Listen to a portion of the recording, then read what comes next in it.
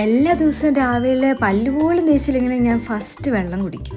അത് കഴിഞ്ഞിട്ട് പിന്നെ ഈയിടെയായിട്ട് ഫുൾ മിസ്സിൽ തന്നെയാണ് കഴിക്കുന്നത് ബ്രേക്ക്ഫാസ്റ്റായിട്ട്. അതാകുമ്പോൾ ഈസി ബ്രേക്ക്ഫാസ്റ്റാണ്, ഞങ്ങൾക്ക് എളുപ്പമുണ്ട്. അപ്പോൾ പാലും മിസ്സിലെയും കൂടെ മിക്സ് ചെയ്തിട്ട് രാവിലെ തന്നെ അത് കഴിക്കും.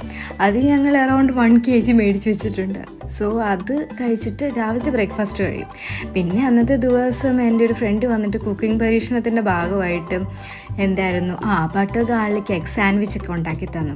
അത് നല്ല ടേസ്റ്റ്, നല്ല ഫില്ലിംഗ് ഒക്കെ ആയിരുന്നു. അത് കാരണം പിന്നെ ഞങ്ങൾക്ക് കുറേ നേരത്തിന് വിശന്നൊന്നുമില്ല.